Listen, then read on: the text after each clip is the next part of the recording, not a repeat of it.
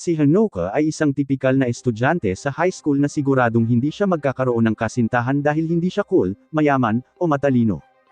Ngunit isang araw, nagbago ang kanyang buhay nang matuklasan niya ang isang mundo ng mahika at mga halimaw. Hindi dahil sa pagdating ng kamatayan sa pagkakataong ito, kundi dahil sa pinakasikat na babae sa paaralan. Lumalabas na ang pagiging kaibigan ng punong guro ay may kasamang dagdag na benepisyo. At kahit papaano ay kasama na rito ang pakikipag-date sa kanyang anak na si Ayaka. Ang kakaibang katangian lang ni Hanoka ay ang pagsakay niya sa parehong bus kasama si Ayaka at pag-upo sa tabi nito sa klase. Kahit na magkatabi silang nakaupo, hindi pa sila nag-uusap, at parang nabubuhay sila sa magkaibang mundo. Lahat ay nagkukumpulan sa paligid niya na parang mga gutom na manok habang siya ay halos hindi nakikita. Isang araw, aksidente niyang nabitawan ang kanyang pambura, at kinuha ito ni Ayaka para sa kanya, at alam nating lahat kung ano ang reaksyon ng kanyang fan club doon. Kinaladkad nila siya palabas ng klase, itinulak siya pababa, at binugbog na parang isang random background character, binabalaan siyang huwag ng pilitin ang kanilang prinsesa na mag-angat ng daliri para sa kanya muli. Matapos siyang bugbugin na parang mop, tumungo siya sa opisina ng guro para tumulong dahil oras na niya para sa day duty. Ngunit may lumapit na isang babae at kinuha ang tambak ng mga papel mula sa kanyang mga kamay. Maaaring isipin mo na dito nagsisimula ang isang matamis na pag-iibigan, ngunit hindi, isa lamang siya sa mga tagasunod ni Ayaka, at gusto niyang ilayo si Hanoka sa kanya dahil nasa day duty din si Ayaka. Kaya, tulad ng dati, si Hanoka ay gumanap sa background sa kwento ni Ayaka. Pagkatapos ng klase, lumabas siya para magtapon ng basura at nagsimulang isipin kung gaano ka-boring ang kanyang buhay. Doon niya napansin ang isang hindi pangkaraniwang laruan ng kuneho sa basurahan at hinila ito palabas para tingnan. Sa tiyan nito ay may isang mensahe na nagsasabing, magiging maaliwalas ang panahon ngayon, ngunit maaaring gumuho ang ilang gusali ng paaralan. Naisip niya na isa lamang itong kalokohang biro mula sa isang estudyante sa ika-4 na baitang, ngunit pagkatapos ay nakakita siya ng isang malaking anino na nabubuo at tumangala para makita ang gumuho na tore ng orasan ng paaralan sa ibabaw niya. Iniisip niya kung ito na ba ang panahon na makakarating siya sa ice sky sa isang mundo ng pantasya na puno ng mga cute na babae at bumantong hininga kung paano niya hindi man lang nahawakan ang kamay ng isang babae. Bumagsak ang tore sa kanya at dapat ay katapusan na ng season 1 ng Witchcraft Works. O iyon ang iniisip niya hanggang sa magising siya sa mga bisig ni Ayaka na nakasuot ng isang uri ng kasuotan ng witch. Nataranta siya na parang isang babae, ngunit sinabihan siya ni Ayaka na huwag umimik dahil mahuhulog siya. Nalito siya hanggang sa tumingin siya sa ibaba at nakitang lumulutang sila sa ere gamit ang isang walis. Sa di kalayuan, nakita sila ng isang babaeng pusa at nagtaka kung si Ayaka ay isang workshop witch, pagkatapos ay pamitik ng kanyang mga daliri at nagpadala ng 2 higanteng larwang sundalo na hugis kuneho para umatake. Inihagis ni Ayaka si Hanoka sa ere, tumalon palayo sa atake, at pinasabog sila ng mahika ng apoy bago lumapag ng maayos at sinalo si Hanoka na parang isang prinsesa, na nagbigay sa kanya ng buong malapitan na larawan ng langit. Tumayo muli ang mga larwang sundalong kuneho at sinugod sila gamit ang kanilang mga espada, ngunit pinaulanan sila ni Ayaka ng mga bolang apoy, pagkatapos ay lumaban ng malapitan gamit ang kanyang walis at mahika. Sinabihan niya si Hanoka na manatili malapit sa kanya, ngunit ginawa niya ang eksaktong kabaligtaran na parang isang hangal, at lumingon upang makita ang may tenga ng pusa na babae sa likod ng isang gusali. Kinawayan siya, sinasabing ligtas dito. Ipinapalagay niya na kaibigan ni Ayaka ang babae at tumakbo papunta sa kanya, ngunit napalibutan siya ng mas maraming sundalong kuneho na humawak sa kanyang mga braso at pinilit siyang lumuhad. Lumapit ang isa sa mga sundalo na may dalang palakol, at lahat sila ay naghanda upang gawin siyang halos walang ulo na hangal. Naisip niya kung panaginip lamang ito, ngunit pagkatapos ay sumugod si Ayaka, sinilaban ang lahat ng mga sundalo at iniligtas siya na parang ang tunay na pangunahing karakter na dapat ay siya. Iniisip pa rin ni Hanoka na nananaginip siya at sinimulang purihin siya, na sinasabing ang ganda pa nga ng babae sa kanyang mga panaginip at walang paraan na magmamalasakit siya sa kanya, lalo na't iligtas siya na parang isang Sailor Moon Harry Potter combo. Sinabi niya sa kanya na tungkulin niya iyon, at kahit na naguguluhan siya, hindi niya kailangang mag-alala dahil paprotektahan siya nito. Tinanong niya kung bakit, at sinabi niyang dahil prinsesa niya ito. Nakumpirma ba si Hanoka bilang isang babae? Tinanong din ni Hanoka ang sarili at nagsimulang magtanong kung lalaki nga ba siya. Ngunit ipinaalala sa kanya ni Ayaka na ang anime na ito ay hindi itinakda sa 2023 at mayroon pa ring 2 kasarian sa ngayon. Sinabihan niya siyang hayaan na lang siya ang bahala sa mga bagay-bagay, ngunit napansin niya na bahagyang nasunog ang buhok nito at nag-alala na siya ang may kagagawan nito. Tinanong niya kung bakit niya sinalo ang atake para sa kanya at sinisisi ang sarili sa pagiging tanga at pagkahulog sa isang panlilinlang kahit na binalaan na siya nito na manatiling malapit. Sinabi niya na ang nasunog na buhok nito ay kasalanan niya at isang regalo mula sa itaas, ngunit pagkatapos ay tumigil sa pag-iisip na siya ay talagang isang ganap na tagahanga nito. Pagkatapos ng mga taon ng pambubuli ng mga tagahanga nito, siya ngayon ay naging isa sa kanila nang hindi man lang nalalaman. Habang nakaupo siya roon na nahihiya, nakita niya ang isa sa mga larwang sundalo na tumayo pabalik upang atakihin siya mula sa likuran. Naalala ang ginawa ni Sasuke sa Naruto Bridge Arc, tumalon siya sa harap nito at sinalo na lang ang atake sa halip. Akala niya ay magiging cool siya dahil sa pagsasabing ang katawan nito ay kusang gumalaw, ngunit nahimete siya bago pa man siya makapagsalita. Lumuhod si Ayaka sa tabi niya at niyakap siya ng magiliw. At oo, may dahilan kung bakit ko sinabing magiliw na yakap sa halip na yakap lang. Nagalit si Ayaka nang makitang nasaktan si Hinoka, at sinabi niya na dapat ay sinunog niya silang lahat hanggang sa simula pa lang. Tumayo siya ng mataas at ginamit ang kanyang pinakamalakas na spell, ang Million Clover, na pinuksa ang mga kalaban gamit ang isang malakas na pagsabog ng fire magic. Nang araw na iyon, nagising si Hinoka sa pribadong silid ni Ayaka sa paaralan. Sinabi niya sa kanya na hindi ito panaginip at ipapaliwanag niya ang mga bagay-bagay mamaya, ngunit sa ngayon, dapat silang umuwi. Kaya lumabas sila ng magkasama at sinabi ni Ayaka sa ngayon na ang kailangan lang niyang malaman ay trabaho nito na protektahan siya dahil siya ang kanyang master. Hindi niya sigurado kung ano ang ibig sabihin noon, ngunit tahimik lamang siyang naglakad sa tabi nito at hindi sila nag-usap ng ilang sandali. Pagkalipas ng ilang araw, tila bumalik sa normal ang lahat, ngunit sa pagkakataong ito sa halip na maging invisible, nagsimulang makatanggap si Hinoka ng mga selos at galit na tingin ng piliin ni Ayaka na umupo sa tabi niya sa bus papuntang paaralan. Pagkatapos noon, magkasama silang naglakad papunta sa klase at naramdaman ni Hinoka na kung mananatili pa siya sa tabi nito ay mamamatay siya. Nagpanggap siyang sumakit ang tiyan at tumakbo palabas, ngunit napunta sa gang ng mga bully na tagahanga. Hinawakan nila ang kwelyo niya at sinabihan siyang manatili sa kanyang lane at nagpa siya na oras na para sa isa pang bagbog hanggang sa dumating si Ayaka at sinabihan silang umatras. Itinali niya ang necktie nito at binalaan ang lahat na susunugan niya ang sinumang susubok na humawak muli sa kanya. Nang araw na iyon, habang nanananghalian, naupo siya kasama si Hinoka at ang ilang mga babae mula sa kanyang fan club.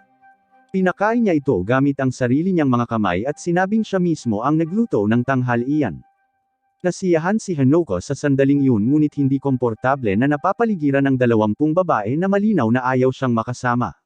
Sa pag-aakalang sinisira niya ang mood, tumayo siya at sinabing kakain siya sa ibang lugar, pagkatapos ay tumakbo palayo. Nang makita ito, nagalit si Ayaka at sinindihan ang tanghalian ng lahat habang nakatitig sa lupa. Samantala, nakaramdam ng pagkakasala si Hinoka sa pagiging bastos at naglakad sa looban kung saan bumagsak ang gusali sa kanya. Napansin niyang mukhang normal na muli ang lahat, na parang walang nangyari. Pagkatapos ay lumingon siya at nakita ang babaeng may pusa na tainga na nakatayo sa tabi niya. Sinabi niya sa kanya na ang gumuguhong gusali ay isang ilusyon lamang at pagkatapos ay sinabing sigurado na siya na isa siyang walang kaalam-alam na talonan dahil sa pag-uwi ng mag-isa ng walang namamalayang anuman. Lumapit siya habang nagpapalit ng kanyang kasuotan bilang witch at sinabing ang kanyang pangalan ay Tanpopo mula sa Tower Witches. Sinabi niyang nandito siya para kidnapin ang hangal nitong sarili at tawagin ang kanyang mga sundalo, ngunit bago pa man mangyari ang anumang bagay, lumitaw si Ayaka at sinunggaban si Hinoka. Sinabi ni Tanpopo na hinihintay niya ang kanyang pagdating, pagkatapos ay inutusan ang kanyang hukbo ng mga larwang sundalo na umatake. Sa pagkakataong ito, higit pa ito sa iilang sundalo lamang. Sinugod nila si Ayaka mula sa lahat ng direksyon gamit ang mga espada at sibat. Pagkatapos ng labanan, nagising si Hinoka sa lupa at nakita si Ayaka na pinoprotektahan siya na puno ng mga sugat na hindi niya mabilang. Tinanong niya kung ayos lang siya, at nagtaka siya kung paano pa ito nabubuhay. Dahil sa pakiramdam na walang silbi, sinabi niya rito na naniniwala siya rito, ngunit naisip niyang dapat siyang tumawag ng ambulansya. Sinabi ni Ayaka na kung talagang gusto niyang makabawi sa kanya, dapat siyang mangako na hindi siya tatakbo sa tanghalian bukas. Pumayag siya, pagkatapos ay nagulat siya na dumudugo ang babae kahit saan, ngunit ipinaliwanag niya na gawa siya sa apoy at ayos lang ito. Sinabihan niya itong ipikit ang kanyang mga mata at manatiling tahimik, pagkatapos ay ginamit ang kanyang mahika para pasabugan ang mga sundalo. Ginawa niyang abo ang bawat sundalo, pagkatapos ay lumakad papunta kay Tanpopo habang hawak si Hanoka na parang isang prinsesa. Sinabi niya kay Tanpopo na ita-toast niya ang mabalahibong buntot nito at pinaulanan ito ng isang malaking spell ng apoy. Nakatakas lang si Tanpopo sa pamamagitan ng pagtawag ng mas maraming sundalo at pagtakbo palayo na umuusok pa rin ang puwitan. Pagkatapos noon, sinabihan ni Ayako si Hanoka na idilat ang kanyang mga mata, at laking gulat niya nang makitang normal na muli ang lahat, malinis at walang nakikitang pinsala. Pagkatapos ay umuwi na sila at tinapos ang araw. Kinabukasan, 5 bagong estudyante ang lumipat sa kanilang paaralan, at hulaan mo. Si Tanpopo pala at ang kanyang grupo ng Tower Witches. Lumipas ang ilang araw at patuloy na tinatanong ni Hanoka si Ayako kung ano ang nangyayari sa lahat ng mahika na ito at kung bakit patuloy siyang hinahabol ni Tanpopo. Isang umaga, nagpasya siyang magtanong hanggang sa tuluyan na itong sumagot, ngunit napansin niyang hindi ito sumakay ng bus kasama niya noong araw na iyon. Bumaba siya sa paaralan, nagpalit ng sapatos, at tumungo sa klase para lamang madatnan si Ayako na may mainit na sandali kasama ang mga bagong transfer student. Tumangala siya sa karatula ng silid-aralan at napagtanto na wala siya sa kanyang tunay na klase. Nasa Torture Society Club siya. Sa halip na magtanong kung bakit may ganoong club, tinanong niya na lang si Ayako kung paano siya napunta rito gayong sigurado siyang pumapasok siya sa kanyang tunay na klase. Ipinaliwanag ni Ayako na nilagyan siya ng spell ng babae para maglakad siya papunta rito nang hindi niya alam para lang magkita sila. Pagkatapos ay bumalik siya sa mga nakatali na babae at sinabing ito ay isang witch hunt. Sinabi niya na nagpasya siyang harapin sila dahil maaaring mapanganib sila sa kanya. Hindi siya sigurado kung totoo iyon at tinitigan ang mga babaeng nahihirapan. Hiniling niya rito na kahit man lang tanggalin ang busol sa kanilang mga bibig para makapag-usap sila at pumayag si Ayako. Sinabi niyang tatapusin niya sana ang mga ito ng mabilis, ngunit tumakbo ang isa sa kanila kaya ginamit niya ang iba bilang pain para maakit siyang lumabas.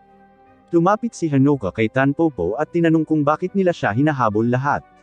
Tumawa si Tanpopo at sinabing hindi nakakagulat na walang sinabi sa kanya si Miss Perfect. At para maging prangka, gusto niya ang katawan nito at ang puting bagay na nasa loob nito.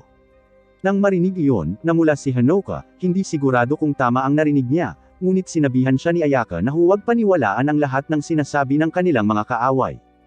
Umisi si Tanpopo at sinabing baka masyado silang relax dahil hindi pa rin nahuhuli ang kanilang huling kasamahan sa koponan. Bigla, tumulo ang itim at malagkit na dumi mula sa kisame at tinakpan silang dalawa. Mula sa loob ng slime, lumitaw si May at pinakawalan ang kanyang mga kaibigan. Hinawakan niya si Hanoka at dahan-daang tumakbo sa sahig, tumakas papunta sa silid sa ibaba at iniwan ang iba para labanan si Ayako. Sinimulan niyang ipagdiwang ang kanyang swerte at inakala niyang may nagawa siyang malaking bagay, nakalimutan niyang isa lamang siyang karakter na para sa komedya, hindi ang pangunahing kontrabida. Pagkalipas ng 1 segundo, biglang sumugod si Ayako sa palapag at tumingin sa kanya habang natalo na ang lahat ng 4 na witch. Bumaba siya sa silid at naglakad patungo kay May, ngunit binalaan siya ni May na huminto o hahayaan niyang kagati ng kanyang alagang lobo ang leeg ni Hanoka. Oo nga, ano ang meron sa lahat ng mga witch at leeg na ito? Sinabihan ni Ayako si Hanoka na huwag mag-alala at sinabing lilipulin niya si May sa loob ng ilang segundo. Patuloy siyang naglakad. Tumayo si May, binihag si Hanoka at inutusan ang kanyang alaga na kagati ng leeg nito para patunayang seryoso siya. Sa halip na huminto, sinunog ni Ayako si May at sinipa siya palayo, na nagpakawala kay Hanoka. Nakakagulat, maayos naman ang leeg nito. May bakas ng kagat sa leeg ni Ayako.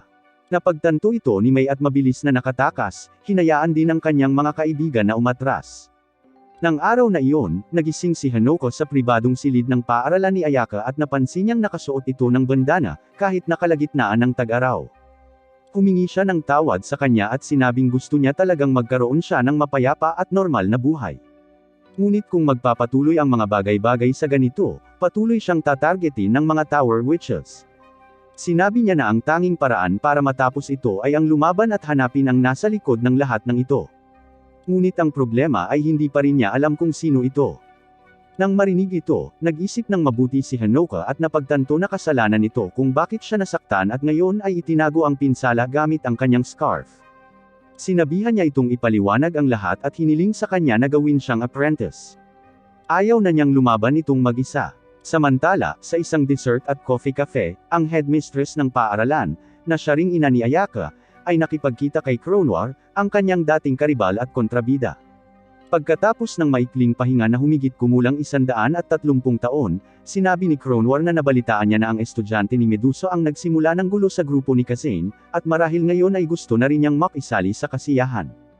Nang sumunod na katapusan ng linggo, nakatanggap si Hanoko ng tawag mula kay Ayaka na hinihiling sa kanya na magkita sila sa labas. Iniisip niya na baka date ito, pero ang totoo, gusto lang talaga nitong sabihin sa kanya ang totoo tungkol sa mga witch tulad ng hiniling niya. Sabi niya, mag-aaral daw sila, pero hihinto sila sa isang kainan sa daan. Habang naglalakad sila, ikinwento ni Ayaka ang tungkol sa mga witch at ipinaliwanag na sa kanilang mundo, may dalawang uri ng witch. Ang mga workshop witches at ang mga tower witches. Pinoprotektahan ng mga workshop witches ang mga tao. Nagtatayo sila ng mga workshop sa mga lungsod at lugar kung saan nakatira ang mga tao. Trabaho nila na siguraduhing walang gagamit ng mahika sa masasamang paraan. At itinatayo nila ang mga workshop na ito sa iba't ibang lugar at doon nakatira. Kaya nga tinawag silang mga workshop witches. Pero ang mga tower witches ay walang sinusunod na mga patakaran. Sarili lang nila ang mahalaga sa kanila at gumagamit ng mahika sa paraang gusto nila, kahit na makakasakit ito ng mga tao. Binalaan niya si Hanoko na kung sakaling makuha siya ng mga tower witches, maaaring matapos ang mundo at maaaring mamatay ang lahat. Pagkatapos ay huminto sila sa tindahan ng pagkain at nagpahinga. Pagkatapos umorder, lumapit ang isang waitress at kinausap si Ayaka sa napakatinis na boses. Nanatili si Ayaka na nakatitig sa kanya ng may galit, ngunit nakinig din habang ikinukwento nito kung paano napunta si Cronwar sa bayan at na may mga tower witch na dumarating din. Napagtanto ni Hanoko na ang babae ay ang vice-presidente ng student council sa kanilang paaralan at isa rin itong workshop witch tulad ni Ayaka. Nang matapos uminom si Ayaka, tumungo sila sa shopping mall at bumili ng damit. Habang hinihintay siyang mamili, nakita ni Hanoko ang isang cute na babae na tumutulong sa isang nawawalang bata, at lumapit siya. Tinitigan siya ng babae, inilabas ang isang notebook, at kinumpirma na ito ang parehong lalaki sa kanyang mga litrato. Pagkatapos ay sinipa niya ang nawawalang bata na parang isang NPC at tumalon kay Hanoko gamit ang isang espada, na nagpapakitang isa siyang tower witch. Tumitaw ang kanyang mga kaibigan sa likuran niya at inatake si Ayaka. Pinaputukan sila ni Ayaka ng apoy at tumalon para iligtas ang kanyang minamahal na prinsesa. Isa sa mga tower witch ang naglabas ng baril at ginamit ang tinatawag niyang gun no jutsu, at pinaputukan sila ng diretsyo. Tumugon si Ayaka gamit ang bulletproof cape mode, estilo ni Batman, at hinaranggan ang bawat putok. Pagkatapos ay gumawa siya ng isang galaw na parang fire gun ni Ace at tuluyang pinasabog sila. Pagkatapos nito, lumapit siya dala sa mga bisig ni Hanoko at hinayaan ang mga witch na tumakbo na parang nasa isang pelikulang pang-espiya. Nang matapos sila sa mall, nagpatuloy sila sa paglalakad papunta sa paaralan. Humingi ng tawad si Hanoko sa pagkaladkad sa kanya sa lahat ng kaguluhang ito. Tinanong niya kung mas ligtas ba na ikulong na lang siya o i-lock sa isang lugar, ngunit sinabihan siya nitong huwag mag-alala tungkol sa mga ganoong bagay. Palagi niya siyang paprotektahan. Pagkatapos ay sinabi niya na dapat ay magsimula na siyang mag-aral ng mabuti dahil ang pagiging apprentice niya ay hindi magiging madali. Nang marinig iyon, natuwa si Hanoko at sinabing handa na siyang lumakas. Di nagtagal ay nakarating sila sa paaralan at isiniwalat ni Ayaka na ang paaralan ay isa pala sa mga workshop. Dinala niya ito sa opisina ng headmistress para makilala ang kanyang ina, si Kazane. Pinagalitan ni Kazane si Ayaka dahil sa pagsira ng mga gamit sa mall at tinanong kung anong uri ng workshop ang sumisira sa mga gamit ng ibang tao. Sinabi niya kay Hanoko na tradisyon na ng mga workshop witch na ipakilala ang kanilang mga apprentice sa kanilang master sa unang araw pa lang, kaya naman inutusan niya si Ayaka na dalhin ito. Kinabukasan, isinama ni Ayaka si Hanoko para magsanay, ngunit habang papunta sila, inambush sila ni Tanpopo at ng kanyang Team Rocket knockoff. Naisip ni Ken kung matalino bang labanan si Ayaka dahil halos imposibleng matalo siya, ngunit sinabi ni Tanpopo na gagamit sila ng mabilis na stream formation, na nangangahulugang pag-atake na parang taong kwebo na walang plano. Sinabihan ni Ayaka si Hanoko na makinig at pagkatapos ay pinalipad ang mga hangal na squad sa ere na parang Team Rocket sa Pokemon. Siyempre, walang natutunan si Hanoko sa panunood nito. Pagkatapos noon, bumalik sila sa paaralan. At nang buksan ni Hanoko ang kanyang locker, tinamaan siya ng sunod-sunod na hate letters at death threats. May naghagis pa nga ng isang patay na voodoo doll na kamukha niya. Sinabi ni Ayaka na gawa ito ng kanyang mga fanboys at sinabihan siyang huwag mag-alala. Hindi na nila siya susubukang saktan pa. Gayunpaman, nararamdaman niya ang galit na titig sa paligid niya dahil nakakaupo siya sa tabi nito, nakakapag-aral kasama nito para sa mga pagsusulit, nakakapareha nito sa klase sa gym, at nakakapaglakad papapunta at pauwi ng paaralan kasama ang babaeng pinapangarap nilang lahat. Pagkatapos ng klase, naghanda si Hanoka para sa ilang pagsasanay sa mahika, ngunit sumama si Ayaka sa kanya papunta sa hintuan ng bus at sinabing alam niyang pagod ito, kaya magpapahinga muna sila ngayon. Sumakay sila sa bus at umuwi. Ngunit habang nasa daan, nakakita si Ayaka ng kakaibang lumilipad na mahiwagang isda sa labas ng bintana at tiningnan ang display ng bus. Nagbago ito mula sa susunod na hintuan patungo sa dead end. Tumalon siya at lumingon upang makita si Kronwar na nakaupo sa likurang hanay. Wala nang tao sa bus ngayon. Wala na ang driver at umuusad ito gamit lamang ang kanyang mahika. Sinabihan niya si Hanoka na manatiling kalmado, pagkatapos ay humarap kay Kronwar, na humakbang pasulong at nagpakilala.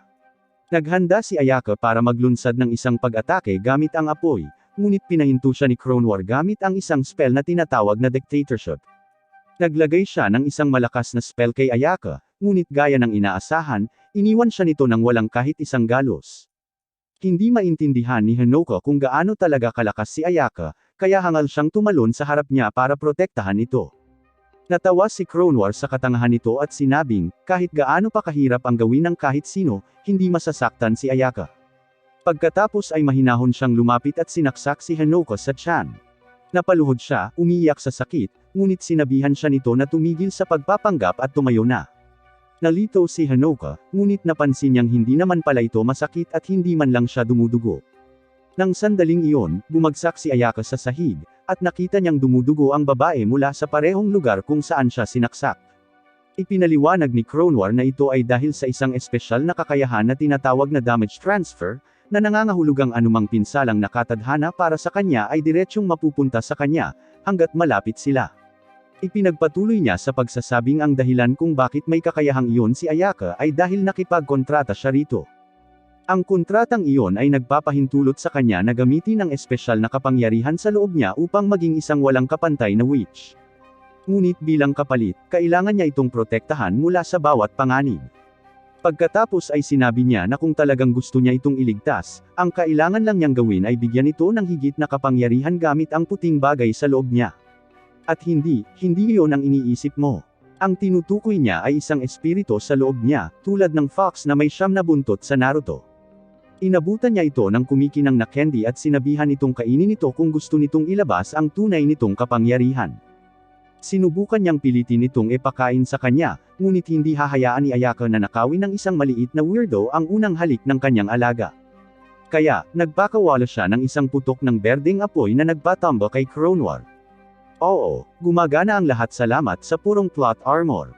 Pagkatapos, sinabi ni Ayaka kay Hanoka na magbabago siya sa ibang bagay sa loob ng ilang sandali. Kinuha niya ang ilan sa kapangyarihan nito at naging pinaka-hot na reyna ng apoy kailanman, na may kumikinang na berdeng apoy at kapangyarihan ng dragon. Mabilis niyang nalampasan si Kronwar at sinaksak ang kanyang kalasag at lalamunan. Ngunit kahit na pagkatapos noon, nakatakas si Kronwar at iniwan sila sa hintuan ng bus. Nagising muna si Hanoka at nakitang wala na ang sugat ni Ayaka, ngunit hindi pa rin niya idinidilat ang kanyang mga mata. Dinala niya ito sa ospital at sinabi ng nurse na pagod lang talaga ito at magigising din siya agad. Kalaunan, pag-uwi niya, may nakita siyang maliit na nakabalot na candy sa kanyang bulsa. Ito ang mahiwagang orb na sinubukang ipakain sa kanya ni Kronwar. Napagpasyahan niyang ilihim ito kay Ayaka at itinago sa kanyang drawer kung sakaling kailanganin niya talaga ito. Sinimulan din niyang isipin ang sinabi ni Kronwar tungkol sa kontrata ni Ayaka sa kanya at kung nangangahulugan ba iyon na kilala na siya nito bago pa man sila magkita sa paaralan. Kinabukasan, inilaan ni Ayaka ang buong gym para lamang sa kanilang sesyon ng pagsasanay. Ibinigay niya kay Hanoka ang sarili niyang uniforme sa pagsasanay ng witch at sinimulang ipaliwanag kung ano ang ginagawa nito. Sinabihan niya itong subukan tumalon, kaya sinubukan niya ito. Laking gulat niya, napakagaan ang pakiramdam niya at halos tumalon hanggang sa kisame ng gym. Habang pababa siya, sinalo siya ni Ayaka na parang prinsesa at pagkatapos ay sinabihan siyang subukang hawakan siya sa parehong paraan. Binuhat siya ni Hanoka at napansin niyang napakagaan niya at ipinaliwanag niya na ang suot nilang robe ay halos nagpapagaan sa kanilang katawan. Sunod, itinaas niya ang kanyang kanang kamay at bahagyang inikat ang kanyang palso, at isang mahiwagang walis ang lumitaw sa kanyang kamay. Sinabi niya sa kanya na ang walis ay nakatago sa kapa at maaaring ipatawag gamit ang kilos ng kamay na iyon. Sinubukan ito ni Hanoka, ngunit sa halip na magpatawag ng walis, nadismaya lang siya dahil walang sumusulpot. Nang sandaling iyon, tumunog ang alarm ni Ayaka at sinabi niyang tapos na ang kanilang oras. Bigla, maraming estudyante ang nagbukas ng mga pinto at pumasok sa gym para sa pagsasanay. Natarante si Hanoka at sinabihan siyang dapat silang magtago bago pa may makakita sa kanila na suot ang mga damit na mukhang otako, ngunit laking gulat niya, tila walang nakakapansin sa kanila. Iniisip niya kung naging invisible na ba siya kaya hindi na siya nakikita ng mga tao. Ipinaliwanag ni Ayaka na ito ay dahil talaga sa mga robe. Mayroon silang espesyal na charm na nagpapabalewala sa kanila at natural na iniiwasan din ng iba na maglakad sa mga ito. Pagkatapos noon, tinanong niya kung takot ba ito sa matataas na lugar at sa kanya ito hinawakan at lumipad pataas sa langit gamit ang kanyang walis. Sinabi niya na patuloy silang lilipad hanggang sa matutunan niya kung paano ipatawag ang kanyang walis. Ipinaliwanag niya na ang mga workshop witches ay karaniwang lumilipad ng ganito para tingnan kung may gulo sa kanilang lugar. Idinagdag pa niya na anumang oras ay may 5 makapangyarihang witch na nagpapatrolya sa kanilang paaralan upang mapanatili itong ligtas mula sa panganib. Pagkatapos lumipad ng ilang sandali, sapat na para sa isang idlit, nagsimulang bumalik si Ayaka sa paaralan, ngunit itinuro ni Hanoka ang bata at sinabihan siyang tumigil. Nakita niya ang isang batang binubuli at ninanakawan at sinabing kailangan nilang tumulong. Sinabi sa kanya ni Ayaka na usapin iyon ng pulisya, hindi ng witch. Ang mga witch ay dapat napigilan ang masasamang witch, hindi makialam sa mga problema ng mga normal na tao. Dagdag pa rito, hindi nila dapat ibunyag ang kanilang pag-iral sa kahit sino.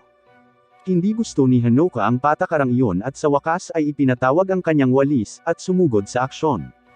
Muntik na niyang tapusin ang serye sa pamamagitan ng pagbagsak ng una ulo, ngunit bahagya niya itong nagawa. Bumangga siya sa mga bully na parang nabangga sa kotse at natambos sila. Bumangon sila, nagsanib puwersa laban sa kanya, at naghanda para bugbugin siya hanggang sa dumating si Ayaka at sinunog silang lahat gamit ang kanyang mahika. Ipinaalala ni Hanoka sa kanya na hindi nila dapat atakihin ang mga ordinaryong tao, ngunit sinabi niyang mga witch din ang mga tao na iyon, kaya nakita nila siya, kahit na may magic robe. Lumabas na ang babaeng ninakawan ay kaibigan ng nakababatang kapatid ni Hanoka na si Kasumi, at hindi ito witch, kaya hindi niya napansin ang anumang mahika. Samantala, sa lungsod ng Rovenberg, si Medusa ay pinananatili sa ilalim ng pinakamataas na seguridad hangga't maaari. Ngunit kahit papaano, nagawa niyang basagin ang selyo at makatakas mula sa bilangguan. Ang mga unang taong napagpasyahan niyang bisitahin, walang iba kundi ang kanyang magandang koponan ng mga estudyante, ang Tanpopo Rocket. Ngunit bago pa niya sila matagpuan, nakita natin si Tanpopo at ang kanyang pangkat na nakaupo sa isang restaurant, nag-iisip ng plano para makuha si Hanoka at tuluyang talunin si Ayaka. Hindi ito madali. Si Ayaka ay halos walang makakapigil. At tila naglalabas si Hanoka ng isang uri ng mahiwagang charm na nagpapanatili sa kanya na nakadikit sa kanya na parang isang matapat na alagang hayop. Habang nag-uusap sila, nagmungkahi si Rin ng isang bagong ideya. Sa halip na habulin si Ayaka, dapat nilang hintayin na mag-isa si Hanoka at saka ito sunggaban. Sumang-ayon ang grupo sa bagong pamamaraang ito. Nang paalis na sila, dumating si Kronwar at sinabing gusto niyang sumali sa kanilang maliit na plano. Kinabukasan, nagising si Hanoka, bumaba, at naghanda para sa paaralan. Nag-good morning ang kanyang kapatid na si Kasumi at tumulong sa pag-aayos ng magulo nitong ulo gamit ang sukle at hair dryer. Habang ginagawa niya yon, casual na tinanong siya nito tungkol sa tawag sa telepono na natanggap niya mula sa isang babae noong nakaraang linggo. Tiyak na ayaw aminin ni Hanoka na tinatawag siyang master ng pinakasikat na babae sa paaralan. Kaya, nagsinungaling siya at sinabing isa lamang itong sistema ng tawag sa klase na ang numero ng babae ay napunta sa kanya at tumawag ito para sabihing magiging masaya ang Lunes. Tumaas ang kilay ni Kasumi at tinanong kung bakit siya tumakbo palabas ng bahay pagkatapos ng tawag na yon. Nagsimulang pagpawisan si Hanoka. Nag-isip siya ng isa pang mahinang dahilan, ngunit naintindihan ito ni Kasumi at binalaan siyang maaari niyang pasabugan ang buhok nito gamit ang dryer ng naka-full power. Pagkatapos ay sinabi niyang alam niyang kasama nito si Ayaka at may naririnig din itong mga bagay-bagay sa paaralan. Naiinis pa nga siya dahil inuubos ng kapatid niya ang oras ng prinsesa. Agad niyang tinanong kung anong klaseng relasyon ang mayroon sila ni Ayaka. Sinubukan ni Hanoka na alamin ang sasabihin, ngunit nang sandaling iyon, tinawag sila ng kanilang ina, si Komachi, para sa almusal, at hinayaan siya ni Kasumi, bagamat binalaan niya na itutuloy niya ang pag-uusap na ito sa kwarto nito mamaya sa gabi. Samantala, naghihintay na si Ayaka sa hintuan ng bus nang tambangan siya ng 3 witch mula sa grupo ni Tanpopo. Pagkatapos ng almusal, biglang naalala ni Hanoka na dapat ay maaga silang magkita at tumakbo papunta sa hintuan. Habang papunta siya, nadapa siya sa isang bitag na inilagay ni Tanpopo at ng kanyang mga larwang sundalong kuneho. Hinuli nila siya at sinabi niya sa kanya na habang nakahiga siya roon, abala ang mga kaibigan niya sa pagbugbog kay Ayaka dahil alam na nila ang kahinaan nito. Lumabas na ibinunyag ni Kronwar ang sikreto. Nawawala ng malakas na kapangyarihan si Ayaka kung mahiwalay siya kay Hanoka. Sa sandaling iyon, 2 sa mga sundalo ang itinapon sa kalangitan dahil sa isang napakalaking binti. Tumangala si Tanpopo at nakita ang isang higanteng oso na mabalahibo at nakikipaglaro sa kanyang mga sundalo na parang mga action figure. At oo, kagagawa niyo ni Kasumi.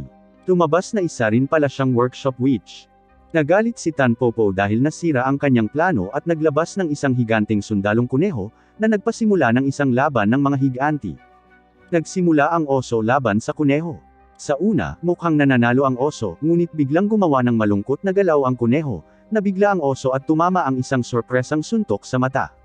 Naging mabangis ang labanan. Sinubukan ng oso na body slam ang kuneho, pagkatapos ay pinaikot ito na parang Beyblade sa mga linya ng kuryente. Tumalbog ang kuneho gamit ang mga guwantes na may spike at maging ang knuckle-alasong gas. Sa wakas, pareho silang sumugod para sa left hook, ngunit nauna ang oso sa suntok at napabagsak ang kuneho. Bigla, isang mabangis na kalansay na T-Rex ang sumugod gamit ang isang tackle. Tumingon si Kasumi na parang, anong klaseng Pokemon ba iyon? At napagtanto niyang si Rin pala kasama ang kanyang undead na alaga. Ngayon ay 2v1 na ito, pinalibutan siya ni Tanpopo at Rin, ngunit isiniwalat ni Kasumi ang kanyang sikretong galaw. Surprise Mother Flipper, at pinalaki ang kanyang oso hanggang sa maging napakalaking Titan. Dinurog niya ang kuneho at kalansay sa ilalim ng isang paa at aksidenteng mas maraming gusali ang nawasak kaysa sa mga terorista sa 911. Pagkatapos nito, tumalon si Kasumi mula sa kanyang higanteng oso at naglakad papunta kay Hanoka, na kanina pa nagchichill sa lupa na parang nasa sinehan, umaasang may popcorn.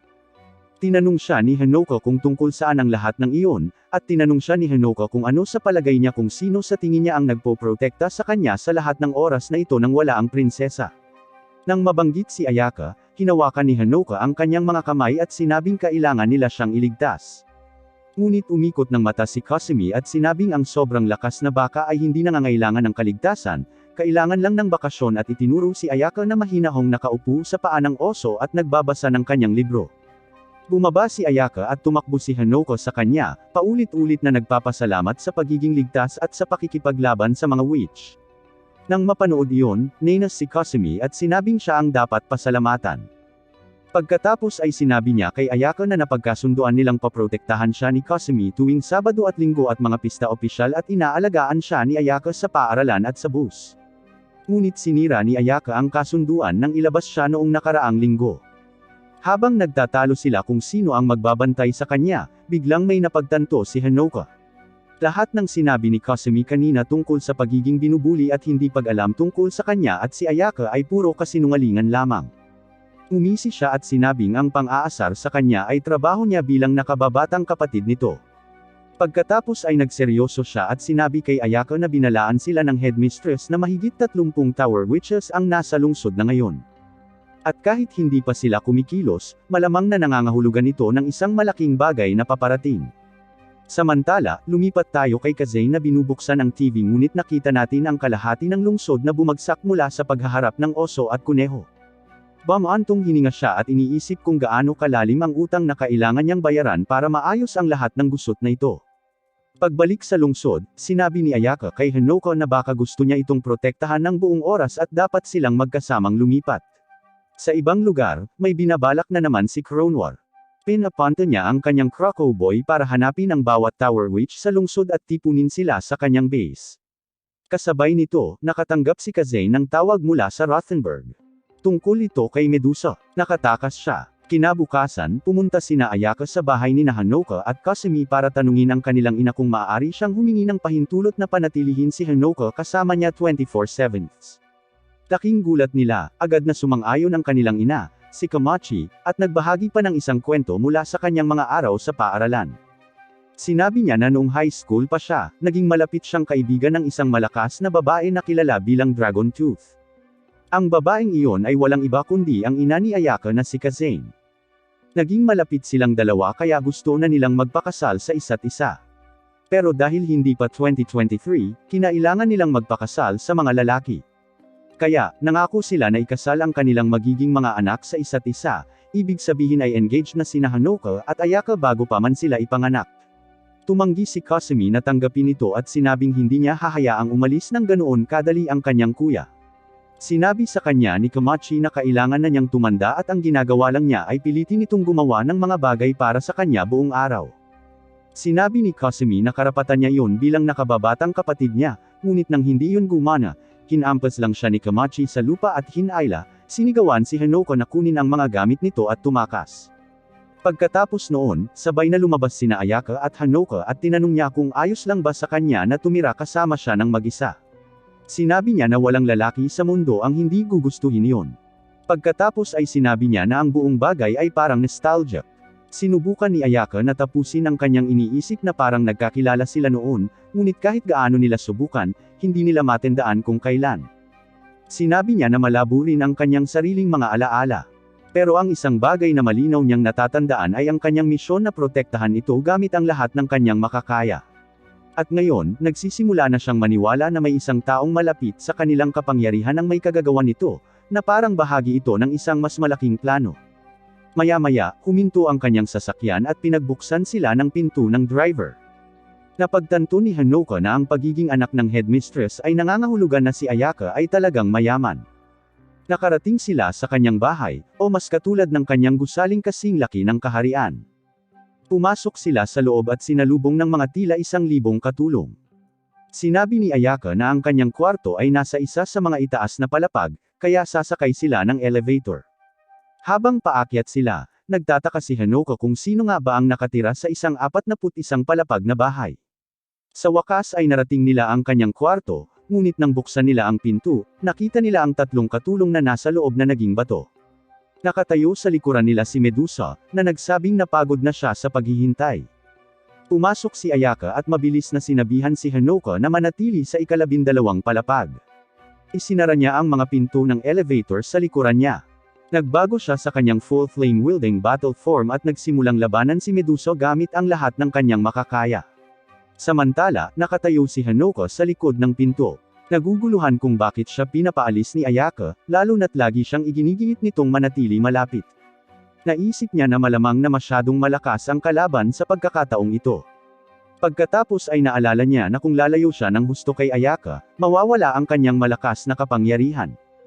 Kaya sa halip na makinig sa kanya, nagpasya siyang gawin ang kanyang makakaya para tuluyang balewalain ang mga tagubilin. Biglang natunaw ang pinto ng elevator at bumagsak si Ayaka sa lupa. Sinabihan niya si Hanoka na kunin ang kanyang walis at tumakbo dahil sa mga laban na tulad nito, siya ay parang material sa background na nauuwi sa pagkadurog, ngunit hindi sila hahayaan ni Medusa na makatakas. Naghagis siya ng isang sumpa at ginawang bato si Ayaka. Nagmakaawa si Hanoka na palayain si Ayaka at sinabing gagawin niya ang anumang gusto niya, ngunit sinabi ni Medusa na hindi siya hangal tulad niya. Pagkatapos ay naalala ni Hanoka ang candy na mayroon pa rin siya, ang dala niya noong magkasama silang lumipat. Kinuha niya ito at nilunok, na binubuksan ang nakatagong puting enerhiya sa loob niya. Agad, lumitaw ang isang babaeng mukhang vampira na may puting buhok at nagpakilala bilang ang puting prinsesa na si Evermillion. Sinugod siya ni Medusa, ngunit pinalayas siya ni Evermillion palabas ng gusali kasama ang halos buong gusali, kasabay ng kaunting pagtikim ng kanyang kapangyarihan. Samantala, tumingin si Kazane sa bintana, umaasang magkakaroon ng mapayapang sandali pagkatapos ng trabaho, sakto para masaksihan ang pagsabog ng kanyang gusaling nagkakahalaga ng milyon-milyong dolyar. Bumantong hininga siya at naisip na si Medusa ang nasa likod nito. Pagkatapos ay sinabihan niya ang kanyang assistant na tipunin ang bawat witch sa bayan para sa isang malawakang pangangaso. Pagbalik sa pinangyarihan, sinabi ni Evermillion kay Hanoko na naging bato si Ayaka dahil nawalan ito ng tiwala sa lakas nito. Para maalis ang sumpa, kailangan niyang maniwala muli sa kanya. Binigyan siya ng isang halik na parang tunay na pag-ibig tulad ng sa Snow White. Pagkatapos ay nawala siya, ipinaalala sa kanya na huwag siyang tawagan maliban kung talagang mahalaga. Pagkatapos noon, bumalik si Medusa kasama ang backup team. Tanpopo Rocket is back. Hinalikan ni Hanoko si Ayaka, binasag ang sumpa ng bato, at pagkatapos ay kumapit sa kanya na parang ipis sa sumunod na mabangis na labanan. Tinalo ni Ayaka ang Team Rocket sa isang malakas na pagsabog at sinimulang labanan si Medusa ng 1v1. Naglaban sila ng todo, pantay ang husay. Sinubukan ni Medusa na gawing bato muli siya, ngunit nalampasan ni Ayaka ang spell gamit ang kapangyarihan ng apoy, damdamin, at klasikong plot armor. Habang naglalaban sila sa ere, nagsimulang makaramdam ng antok si Hanoko, at oo, nahulaan muna, nakatulog siya habang yakap si Ayaka. Parang pabigat lang siya. Nang gabing iyon, nagising siya sa opisina ng nurse ng paaralan at nakita si Ayaka na nakaupo sa tabi niya.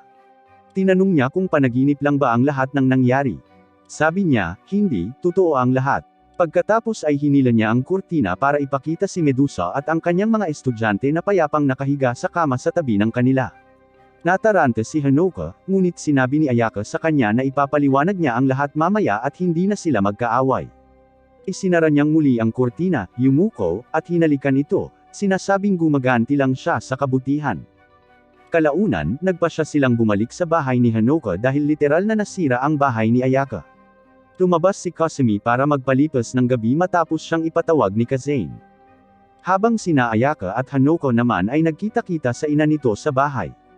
Kinabukasan, bumalik si Kasumi matapos hanapin si Medusa buong gabi at hindi matuloy ang misyon. Nagpa siya siyang tingnan si Hanoko at pumasok sa kwarto nito ngunit nadatnan niya si Ayaka na nakaupo sa ibabaw nito at tinitingnan ang selyo sa dibdib nito. Nagalit siya nang malaman niyang pinayagan pala ng ina niya si Ayaka na manatili rito at nagsimulang maging bastos sa kanya sa hapagkainan. Hindi na nakatiis si Komachi at biglang nagmukmak. Pinagalitan ni Hanoko si Kasumi dahil sa kawalan ng respeto at sinabihan itong humingi ng tawad, ngunit huli na ang lahat. Bumalot si Komachi sa kama at hindi nakipag-usap kahit kanino. Tinawagan ni Hanoko ang kanyang trabaho para iulat na may sakit siya at hindi papasok, pagkatapos ay umalis papuntang paaralan ng mas maaga kaysa sa iba. Pagbalik sa paaralan, nagpupulong ang student council at ang fan club ni Ayaka. Nababaliw na ang presidente. 2 linggo na ang nakalipas mula nang mapalapit si Hanoko sa kanilang prinsesa at walang gumagawa ng kahit ano tungkol dito. Kumarap siya sa vice-presidente, ngunit kahit na siya ay ayaw kumilos. Sinabihan niya ang presidente na kumalma dahil sinabi ni Ayaka na hindi niya hahayaang may humawak kay Hanoko. Dahil hindi nagustuhan ang sagot na iyon, humarap ang presidente sa kanilang club advisor, ang science teacher na si Kayo Kairo Sensei, at kinausap ito. Sinabi niya na naging advisor lang nila ito dahil masyadong matapang itong tumanggi at tapos na ang kanyang pakikitungo sa kawalang silbi nito. Kung wala siyang gagawin tungkol kay Hanoko, magkakaroon ng boto ang buong konseho para tanggalin siya sa trabaho. Nang umagang iyon, nilapitan ni Kayo Kairo sina Ayaka at Hanoko at hiniling na makausap sila sa science lab. Doon, sinabi niya sa kanila na siya ang advisor ng student council at naging problema na si Hanoko. Sinabi niya na malamang hindi alam ni Hanoko kung ano ang hitsura ni Ayaka noong unang taon nito dahil nag-transfer ito ng huli. Ipinaliwanag niya na bawat taon tuwing pagdiriwang ng taglagas, binoboto ng mga estudyante ang nangungunang estudyante na magiging huwara ng paaralan, ang mukha ng Toha Sohai. Pinipili nila ang mananalo batay sa hitsura, grado, kakayahan sa palakasan, karisma, at pangkalahatang presensya.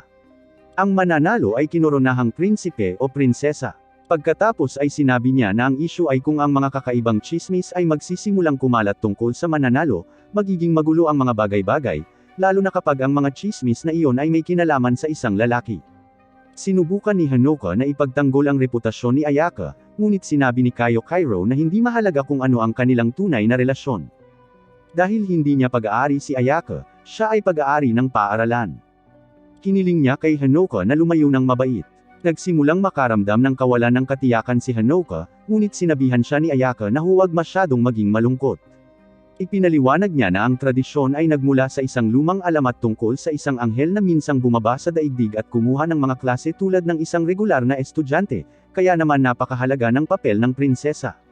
Sumang-ayon si Caio Cairo at sinabing ang hierarkiya ng paaralan ay ganito. Punong guro, prinsesa, konseho ng estudyante, mga guro, at pagkatapos ay regular na estudyante. Si Ayaka, bilang anak ng punong guro, ay may hawak ng dalawa sa pinakamataas na posisyon.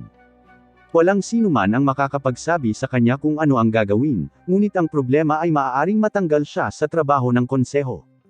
Sinabi ni Ayaka na mayroon na siyang plano at kailangan lang nilang bilisan ang mga bagay-bagay. Sinabi ni Caio Cairo na nakahinga siya ng maluwag ng marinig iyon, ngunit sinabi niya na ngayon ay kailangan nilang pag-usapan ang tunay na dahilan kung bakit niya sila tinawag doon. Inilabas niya ang isang mahiwagang kagamitan at ini-teleport si Hanoka at ang kanyang sarili sa ibang dimensyon. Sinabihan niya itong huwag magpanik, pagkatapos ay inilabas ang isang maliit na orb na katulad ng mahiwagang candy na ibinigay sa kanya ni Kronwar. Sinabi niya na ito ay isang mas mahinang bersyon at nagbiro na ang tunay na orb ay malamang na mahirap mapatay. Nabigla si Hanoka na hindi niya sinabi kahit kanino ang tungkol sa candy na iyon maliban kay Ayaka. Ipinaliwanag ni Caio Cairo na tinawag ni Hanoka ang puting prinsesa gamit ang isa sa mga candy na iyon at ang aksyong iyon ang sumira sa isa sa 5 selyo na pumigil sa kanya. Sinabi niya na ang punong guro ay maaaring maging kaaway niya sa lalong madaling panahon. Kahit na siya ang nagbigay daan para mamuhay siya ng malaya noong una pa lang, pumayag lamang siya sa ilalim ng isang kondisyon. Ang 5 selyo ay kailangang manatiling hindi nagalaw. Ngayong nabali na ang isa, malamang na mahuhulog din ang natitira, at walang makakapigil dito. Ang tanging paraan ay ang selyuhan si Hanoka gamit ang mahika ng punong guro. Mabuti na lang at abala siya sa pakikitungo kay Medusa at hindi pa niya alam, ngunit sandali na lang bago niya malaman ang katotohanan tungkol sa mga selyo at tungkol sa palihim na pagprotekta kay Medusa. Sinabi ni Caio Cairo na gusto lang talaga niyang tumulong. Kung hindi lang kasali si Ayaka, aalagaan sana niya si Hanoka bilang kanyang guardian. Hiniling niya kay Hanoka na iwan si Ayaka at sumama sa kanya. Hindi man lang nag-atubiling si Hanoka. Nang sandaling iyon, binasag ni Ayaka ang dimensional barrier, inihampas si Caio Cairo sa lupa gamit ang kanyang espada, at hinila palabas si Hanoka. Nakaligtas si Caio Cairo gamit ang isang klasikong substitution spell, at nakatakas. Pagkatapos noon, dinala ni Ayaka si Hanoka sa speaker room ng paaralan at pinaanunsyo ito sa lahat ng estudyante para magtipon sa gym. Nang dumating ang lahat, umakyat siya sa entablado at sa unang pagkakataon ay nagpakita ng tunay na interes sa politika ng paaralan. Nagbigay siya ng matapang na talumpati tungkol sa kung gaano niya pinahahalagahan ang kinabukasan ng paaralan at pagkatapos ay sinabing aalisin niya ang kasalukuyang presidente ng Student Council, ang kanyang bagong napiling presidente, walang iba kundi si Hanoka. Pagkatapos ay pinangalanan ni Ayaka ang kanyang sarili bilang bagong vice-presidente at ibinigay sa dating vice-presidente ang ibinabang titulong vice-vice president. Kalaunan, tumayo si Hanoka sa harap ng student council at nagbigay ng maikling talumpati. Inamin niya na alam niyang karamihan sa kanila ay hindi siya gusto ngayon, ngunit nangako siyang makukuha niya ang kanilang respeto sa paglipas ng panahon at umaasa na tatanggapin nila siya ng totoo. Samantala, hindi ito ikinatuwa ni Kasumi.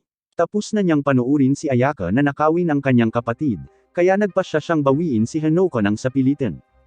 Gumawa siya ng isang pabigla-biglang bitag at sinundan sila pagkatapos ng klase.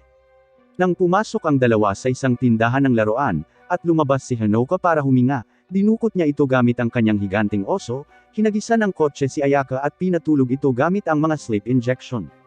Pagkatapos, ikinabit niya ang mga pakpak ng eroplano sa oso gamit ang mga piraso ng kanilang bahay at lumipad patungo sa kakahuyan. Sinabi niya na sila lang dalawa ang titira roon. Sinabi niya sa kanya na narinig niya ang babala ng guro. Babalikan siya ng punong guro at malamang ay babalikan din ng kanyang anak na babae. Nang sandaling iyon, isang higanting anino ang lumitaw sa itaas nila. Tumangala sila at nakita ang isang napakalaking dragon na sumisilip pababa, na sinasakyan ng walang iba kundi si Ayaka. Tapos na siyang gumanap bilang side character at naging full action hero na naglalabas ng mga fire spell mula sa itaas. Sinubukan ni Kasumi na umiwas, ngunit ito ang naging dahilan ng pagsabog ng kalahati ng lungsod. Kalaunan, bumangga ang oso sa isang gusali at nahulog ang lahat. Tumalon pababa si Ayaka at iniligtas silang lahat, nasalo sila at pinahina ang pagkahulog. Ibinalik niya sila sa bahay at pinatulog. Nang gabing iyon, nagising si Hanoka at humingi ng tawad sa ginawa ng kanyang kapatid. Hindi ito pinansin ni Ayaka, sinabing ang ginawa lang ni Kasumi ay ang paghagis ng kotse at pagbagsak sa kanya gamit ang ilang salita. Sa totoo lang, nirerespeto niya ito dahil sa pagiging isang mapagtanggol na kapatid. Pagkatapos ay mapaglarong tinanong niya kung gusto rin ba nitong umakto siyang parang isang nakababatang kapatid. Tumawa si Hanoka at sinabing mas magiging katulad siya ng kanyang ate. Naglaro sila buong gabi sa ideyang iyon hanggang sa magsawa si Ayaka at nakatulog. Hinayaan siya ni Hanoka na magpahinga sa kanyang kama, pagkatapos ay tiningnan ang mga larwang binili nito para sa kanya at kay Kasumi, malungkot na napansin na nasira ang mga ito noong naglalaban. Samantala, kinuha ni Komachi ang kanyang telepono para marinig ang boses ni Kazane. Pupunta siya rito para makipag-usap kay Ayaka at sa kanyang anak. Kinabukasan, dumating si Kazane at namili kasama sina Komachi at Kasumi. Maagang nagising si Ayaka at naghanda ng almusal para kay Hanoka. Nagising siya sa amoy ng pagkain at nakita niya ito sa kusina. Tahimik niyang hinangaan ang ganda nito at sumama sa kanya para sa almusal. Samantala, si Tanpopo at ang kanyang grupo na nakatira kasama si Medusa sa bahay ni Hanoka ay nagplano ngayon na hulihin siya. Tinanong nila si Medusa kung bakit bigla niyang sinusunod ang utos ni Ayaka. Sinabi ni Medusa na natalo sila ng patas. At ayon sa mga patakaran, dapat nilang sundin ang mananalo.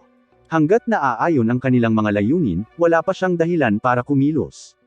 Ngunit kung gusto pa rin ng iba na sumubok ng isang bagay, maaari silang sumubok kapag wala si Ayaka. Kaya palihim silang umakyat sa itaas at naghintay sa labas ng kwarto ni Hanoka, umaasang aalis si Ayaka. Ngunit nagulat sila, na natili itong gising sa tabi ni Hanoka buong gabi at umalis lamang upang maghanda ng almusal. Tila, hindi niya kailangan ng tulog tulad ng mga normal na tao, isa na namang office skill niya. Kalaunan sa sala, pinag-usapan ni Hanoka at Ayaka ang tungkol sa kanilang mga ina, pagkatapos ay lumabas upang maglaba nang magsimulang umulan. Sa sandaling iyon, bumalik si Kazane at ang iba pa. Lumabas si Ayaka upang salubungin sila habang si Hanoka ay nagpatuyo sa banyo ngunit pumasok at nakasalubong si May at ang iba pa. Inakusahan nila itong isang maniakis at kinaladkad siya papunta sa pangunahing bulwagan. Nakita sila ng lahat at mabilis na tumugon si Kazane. Pinabagsak niya sina Komachi at Kasumi, pagkatapos ay lumingon kay Ayaka at sinabing oras na para hulihin sila at alamin kung saan nagtatago si Medusa. Ipinatawag nina Ayaka at Hanoka ang kanilang mga walis. Ngunit sa halip na lumipad palayo, umikot si Ayaka at nakipaglaban sa kanyang ina.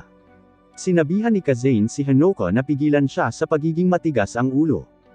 Ngunit naalala ni Hanoka ang sinabi ni Kayo Cairo na itinatago talaga ni Ayaka si Medusa. Gayunpaman, nagpasya siyang magtiwala sa kanya at sinabing hindi nila maaaring hayaang mahuli sila. Pumayag si Ayaka at tinawag si Medusa upang buhayin ang kanilang kasunduan ngayon. Tumitaw si Medusa, kinagat si Ayaka, at nagsama ang dalawa. Nawalan ng malay si Hanoka at nakakita ng isang pangitain kung ano talaga ang nangyari noong unang umatake si Medusa. Gumawa sila ng isang kontrata. Ibibigay ni Medusa ang kanyang kapangyarihan kay Ayaka at bilang kapalit ay paprotektahan siya at ang kanyang mga estudyante hanggang sa dumating ang tamang panahon. Ngunit hindi maintindihan ni Kazane kung bakit sila nagsanib puwersa at nagsimulang sumigaw ng mga kalokohan. Kinukot siya ni Medusa at nagsimula ang laban. Inihampas ni Kazane ang kanyang walis. Hinaranggan siya ni Ayaka at sinubukang gawing bato, ngunit hinawakan siya ni Kazane sa kwelyo at ibinagsak. Nagawa pa rin siyang gawing bato ni Ayaka at lumakad palayo na humingi ng tawad. Bigla, kumawala si Kazane mula sa spell ng bato ng may purong determinasyon. Sinipa si Ayaka mula sa likuran at muling sinunggaban. Sinabi niya sa kanya na hindi ito sapat para pigilan siya at itinuro na hingal na si Ayaka. Ipinaliwanag niya na ito ay dahil ang kanyang sobrang lakas ay nakatali kay Evermillion, at sa pamamagitan ng pakikipag-isa kay Medusa, na itinuturing na marumi, na wala ang kapangyarihang iyon. Pagkatapos ay sinabihan niya siyang maghanda para sa isang pagkabugbog. Ngunit ginamit ni Hanoka ang kanyang mahika upang makipagpalitan ng pwesto kay Ayaka at tinanggap niya mismo ang tama. Kalaunan, nagising siyang nakatali sa isang selda kasama si Ayaka. Sinubukan niyang tunawin ang mga rehas ngunit nabigo. Sinabi niya sa kanya na nasa loob sila ng isa sa mga silid parusa ng kanyang ina at natapos na ang kanyang pagsasama kay Medusa. Malaking problema iyon. Malamang na iniimbestigahan si Medusa ngayon at maaaring mabunyag ang lahat. Sinabi niya sa kanya na minsang sinabi ng kanyang ina na hanggat hindi nababasag ang mga selyo, ligtas si Hanoka sa paaralan. Ngunit ngayong nabuwag na sila, opisyal na siyang isang banta. Ang tanging pagpipilian na lang nila ngayon ay talunin ang kanyang ina sa isang laban. Sabi niya, si Kazane ay talagang may malakas na pakiramdam ng karangalan. Kung matatalo nila siya ng patas, makikinig siya sa katwiran. Naisip ni Hanoka kung gaano sila nasira kanina at iniisip kung paano iyon mangyayari.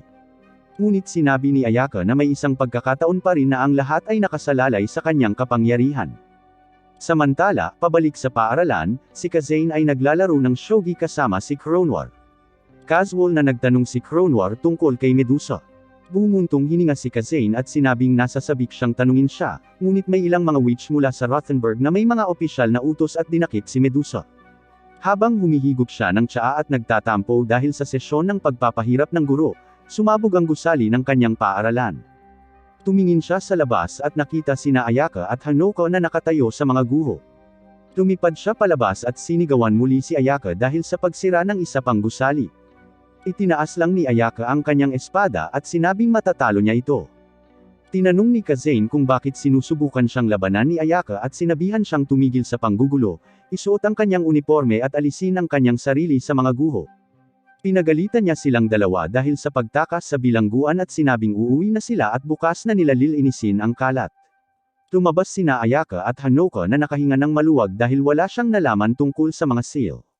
Sumang-ayon sila na kung maganda ang magiging resulta, marahil iyon lang ang mahalaga. Nang gabing iyon, natulog sina Hanoka at Ayaka sa iisang kama. Pero huwag mag-alala, walang nangyari.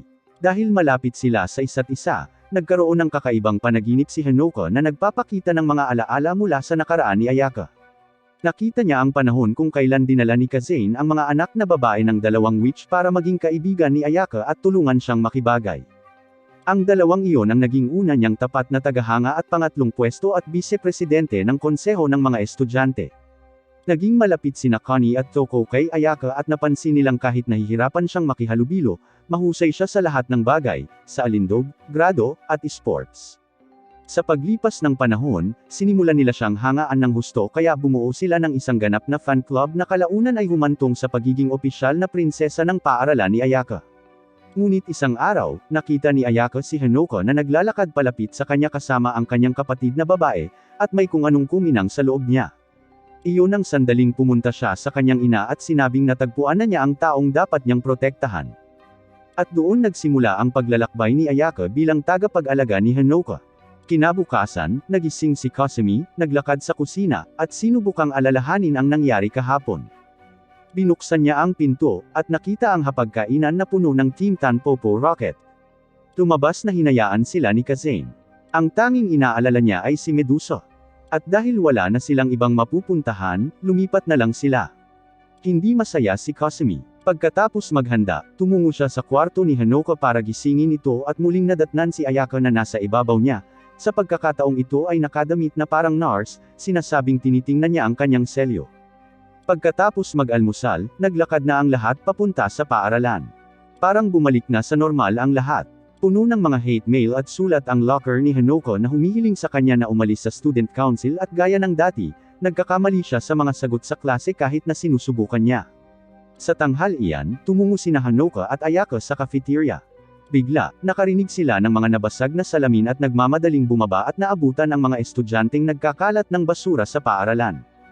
Nagkagulo ang mga motorsiklo sa mga pasilyo. Mga estudyanteng nagbibenta ng sigarilyo. Isa itong ganap na rebelyon. Tinanong ni Hanoka kung ano ang nangyayari at sinabi ni Ayaka na mukhang isang pag-aalsa. Sinabi ni Tanpopo na kasalanan niya bilang presidente ng student council. Pagkatapos ay nakita nila si Toko na itinulak sa lupa ng isang babaeng nagngangalang Rinan.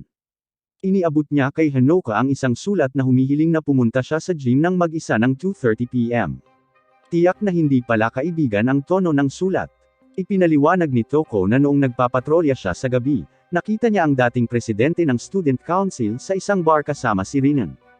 Inaangkin niyang ninakaw ni Hanoka ang kanyang posisyon at ngayon ay namumuno na sa paaralan na parang isang diktador. Sinabihan ni Ayaka si Toko na magkita sila pagkatapos ng klase. Kalaunan sa klase sa gym, sinabi niya kay Hanoka ang totoo. Si Rinan ay isa sa 5 piling witch na nagpapatrolya sa paaralan. Tinatawag nila siyang killer ng oso. Tila, isang tigre na nagngangalang Lucky Bear ang nakatakas sa zoo minsan, at pinigilan niya ito gamit ang kanyang mga kamay. Nasuspinde siya 2 buwan na ang nakalilipas dahil sa pagdudulot ng gulo. Sa tanghalian, sinabi ni Hanoko na sa palagay niya ay galit na galit ang punong guro sa lahat ng pinsala, ngunit sinabi ni Tanpopo na wala talaga siya sa bayan. Si Kronwar ang namamahala sa ngayon, at malinaw na wala siyang pakialam kung ano ang mangyayari sa paaralan. Alas 2:30 ng hapon, mag-isang tumungo si Hanoko sa gym, dala ang payo mula kay Ayako kung paano lumaban si Rinan. Pagdating niya, nakita niya ang gym na naging isang fighting ring na puno ng mga estudyanteng naghihiyawan. Sinubukan ni Hanoko na magsalita para makawala, ngunit sinabi ni Rinan na nagkasala siya sa kanyang matalik na kaibigan at sinira ang kanyang imahe. Pagkatapos ay sinuntok niya ito ng malakas sa mukha at natamba ito. Tumayo muli si Hanoko, ngunit sinabi ni Rinan na tuturuan niya ito ng leksyon sa harap ng lahat. Sunod-sunod na suntok ang kanyang ginawa na muling natamba ito. Pagkatapos ay hinawakan niya ang kurbata nito at naghanda para sa kanyang huling suntok. Ngunit doon na binaligtad ni Hanoko ang sitwasyon. Matagal na niyang hinihintay ang sandaling ito, salamat sa paghahanda ni Ayako. Pinalakas niya ang kanyang mga istatistika gamit ang mahika, natamba si Rinan, at inipit ito. Naghanda siyang suntukin ito, ngunit pinigilan ang sarili dahil 2014 pa rin at mahalaga ang pagiging kabalyero. Doon lang, namatay ang mga ilaw. Dumating sina Ayaka at ang Team Tanpopo. Madali na nasuntok ni Rinan ang mga witch, ngunit napabagsak ito ni Ayaka sa isang suntok lamang. Pagkatapos, binuhat nila si Hanoko para mag-pose ng tagumpay habang nakasuot ng mga balabal para itago ang kanilang mga pagkakakilanlan. Bumalik ang mga ilaw, at mukhang natalo niya si Rinan. Kalaunan ay nabunyag na sina Ayaka at ang dating Pangulo ang nagplano ng lahat ng ito 1 linggo na ang nakalipas. Kung tumulong ang dating Pangulo sa pag-aayos, mababawi niya ang kanyang pwesto. Medyo sumobra siya sa papel at mas ikinagalit ni Rinan kaysa sa plano, ngunit sa huli, gumana ito. Ngayon, si Hanoko na ang bayaning tumalo sa killer ng oso.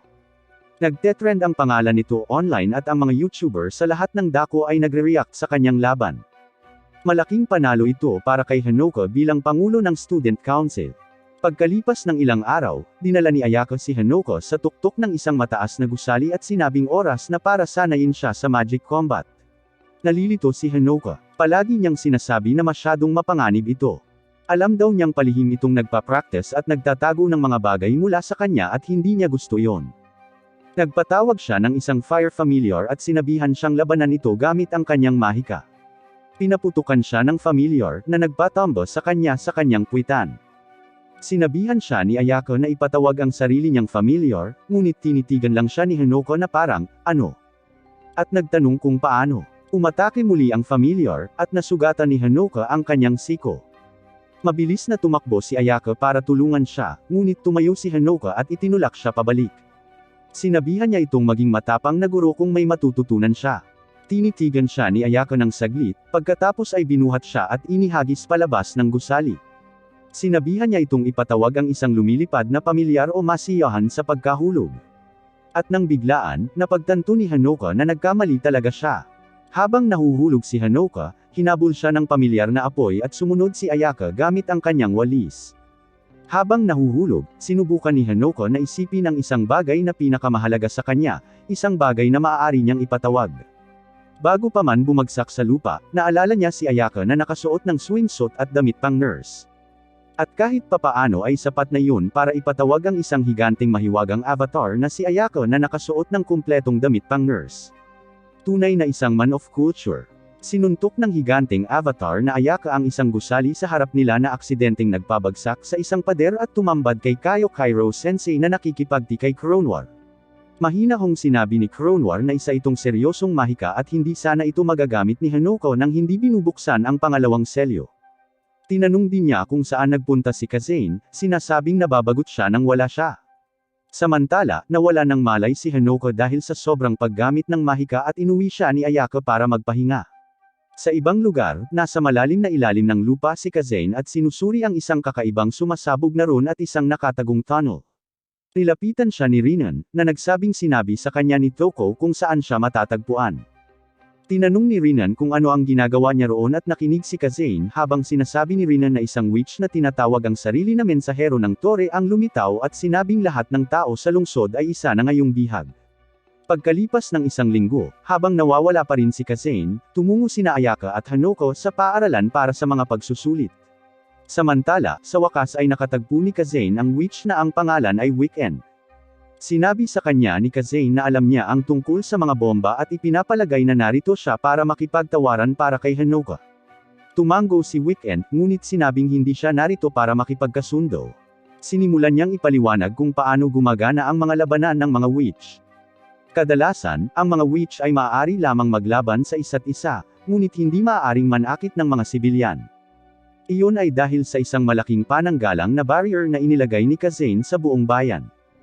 Kapag may nasaktan, ang mahika ni Kazane ay nag-a-activate at pinoprotektahan sila.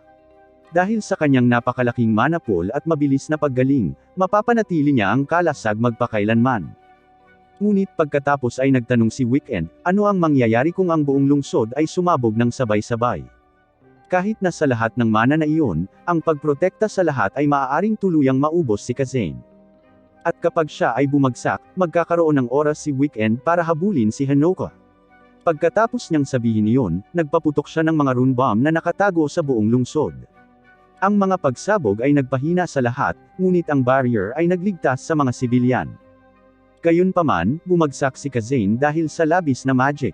Isiniwalat ni Weekend na siya rin ang nasa likod ng panlilinlang kina Medusa at Kronwar. Nang makaalis na si Kazane, inutusan niya ang kanyang koponan na dalhin siya at ikulong sa isang selda. Ayon kay Weekend, aabuti ng isang linggo bago bumalik ang kanyang mahika at magkaroon ng sapat na oras para makipaglaro sa mga estudyante. Pagbalik sa paaralan, nakita ni Ayaka ang mga pagsabog at sinunggaban si Hanoka, dinala ito sa underground workshop ng witch. Doon, nakasalubong nila si Kasumi, na tumakbo at niyakap ang kanyang kapatid. Sinalubong sila ni Natoko, Rinan, at ilan pang mga witch na inatas ang ipagtanggol ang paaralan, kabilang ang kanilang pinuno, si Natsume, at isang catgirl na nagngangalang Atori. Tinanong ni Hanoka kung ano ang nangyayari at nangako silang magpapaliwanag, ngunit biglang bumunot ng baril si Natsume at gumamit ng American gun-style sleeping bullets. Binaril niya si Hanoka para patulugin si Ayaka. Sinubukan ni Kasumi na pumasok, ngunit pinatulog siya ni Rinan. Sinabi nila na kailangang ikulong si Hanoka hanggang sa malaman nila kung ano ang target ng kalaban at kung nasaan si Kazane. Nakakagulat na pumayag si Hanoka na sumama sa kanila at sinundan sila sa isang ligtas na confinement room kasama si Ayaka. Habang nasa loob, napansin niya na ang kisame ay kakaiba ang taas at may bukas na skylight. Sinubukan niyang lumipad pataas gamit ang kanyang walis, ngunit hindi gumana ang kanyang mahika. Sakalang nagising si Ayaka at sinabing nagkamali siya at malamang natalo ang kanyang ina. Bigla, may laruan na nahulog mula sa skylight at lumapag sa harap nila. Nag-activate ito at nagpakita ng hologram ni Weekend, na nagsasabing sa wakas ay natagpuan na niya si Hanoka at darating upang kunin ang kanyang bagong alagang hayop. Matapos makita ang mukha nito, pinasabog ni Ayaka ang laruan, na sumira sa pader sa likuran nila. Sinabi niya kay Hanoka na tatakas na sila. Hindi gumagana ang mahika ngayon dahil wasak ang lungsod, ngunit hahanap sila ng ibang paraan. Dumaan sila sa isang hagdanan na may habang 2 oras na patungo sa isang bundok sa labas ng bayan. Ngunit nang sa wakas ay makarating sila sa ibabaw, sinalubong sila ng isang kakilakilabot na tanawin. Ang buong bayan ay nawasak at nasusunog. Nataranta si Hanoka at sinisi ang kanyang sarili. Sinabi niya na ang kanyang ina at lahat ng iba pa ay dapat nawala na at lahat ng ito ay kasalanan niya dahil hinahabol siya ng kaaway, ngunit nanatiling kalmado si Ayaka at sinabihan siyang tumigil. Ipinaliwanag niya na walang namatay. Nang mabuo ang isang workshop, ang pinuno ay gumawa ng isang kontrata sa puso ng lungsod. Ang kontratang iyon ay nagpapahintulot sa lungsod na protektahan ang mga sibilyan sa pamamagitan ng paggamit ng mahika ng witch upang ayusin ang sarili nito. Dahil nawasak ang lungsod at wala na ang kontratastang si Kazane, walang workshop witch ang maaaring gumamit ng mahika. Kaya naman ang kanilang unang misyon ay ang makarating sa sentro ng lungsod at gawing bagong kontratiste si Hanoka upang muling makalaban ang mga witch. Samantala, sinuri ni Natsu at ng iba pa ang sitwasyon. Tigtas na inilikas at pinatulog ang lahat ng sibilyan. Nawawala si Kazane at malamang na nabihag. Nang walang kontratiste, walang witch ang maaaring gumamit ng mahika at aabuti ng ilang araw bago dumating ang tulong mula sa punong himpilan. Kasabay nito, ilang mga workshop witch ang nawawala pa rin pagkatapos ng pagsabog. Nang sandaling iyon, isa sa kanila ang biglang pumasok sa silid na may dalang mga time bomb. Sinabi niya na si Weekend ay nakabihag ng isang grupo ng mga witch at ginagamit sila bilang mga bihag upang hingin si Hanoka. Kung hindi nila siya ibibigay sa loob ng 30 minuto, magiging magulo ang lahat.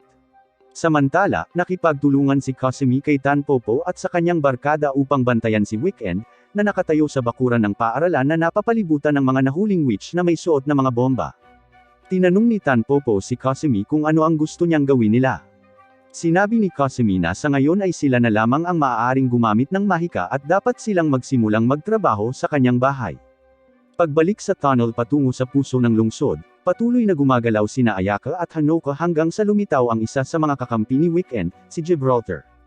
Gumamit siya ng mahika upang ipatawag ang isang napakalaking golem na bato at inihampas silang dalawa sa lupa.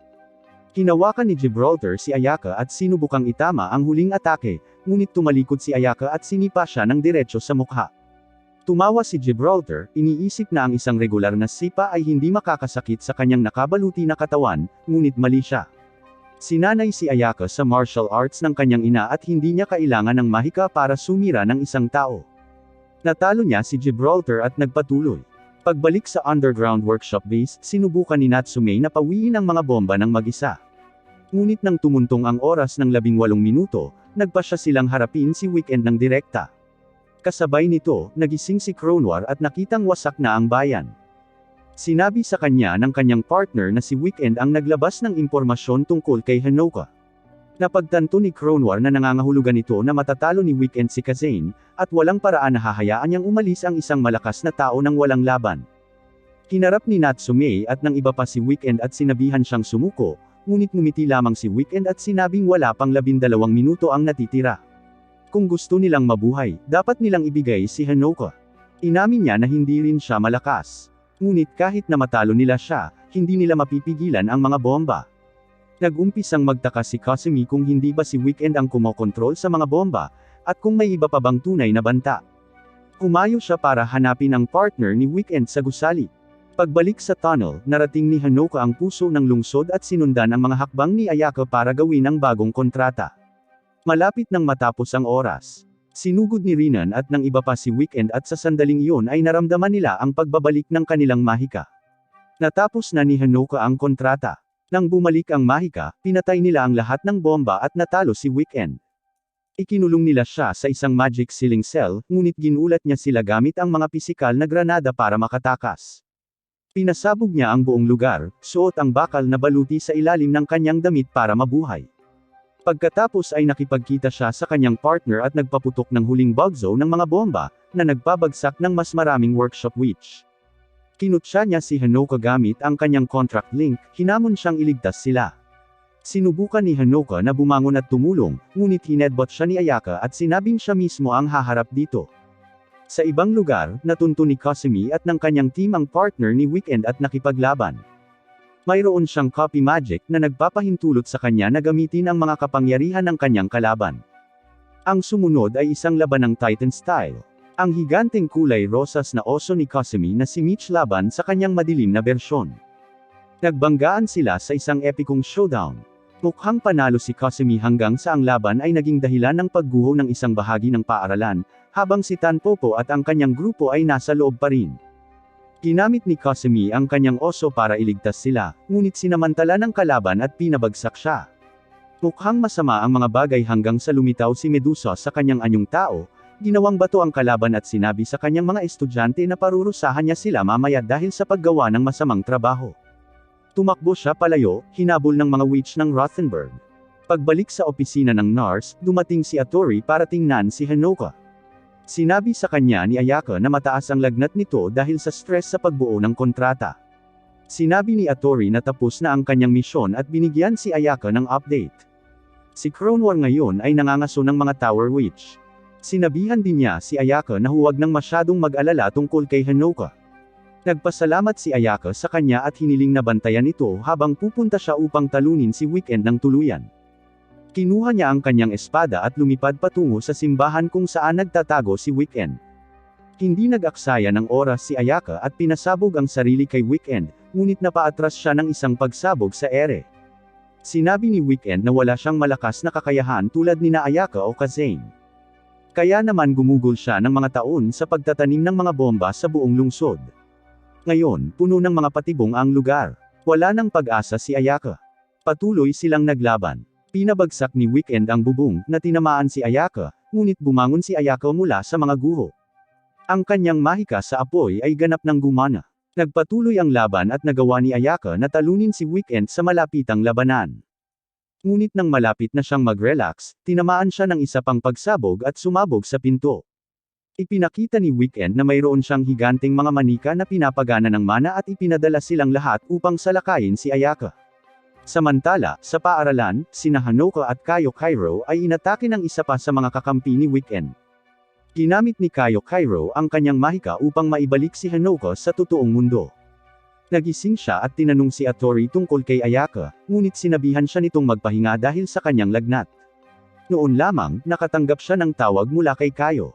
Sabi niya, nagtanim si Weekend ng isang malaking bomba sa mundo ng panaginip na ito, at kung hindi nila siya pipigilan, lahat ng inilikas ay mamamatay. Dinala ni Atori si Hanoka sa lokasyon ni Ayaka at dumating sila sa tamang oras upang makita itong nakahiga sa sahig na talunan.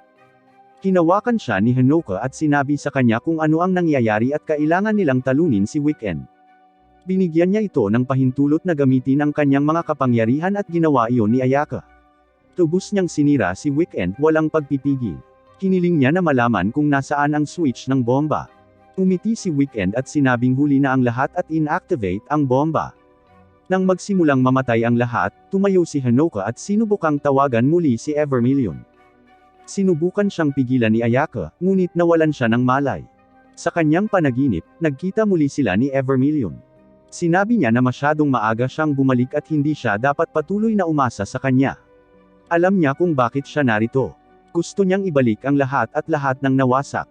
Sabi niya kaya niya iyon, pero ang napakalaking kahilingang iyon ay may kaakibat na kapalit. Nang tanungin niya kung ano ang gusto niyang kapalit, sinabi niya ang buhay niya.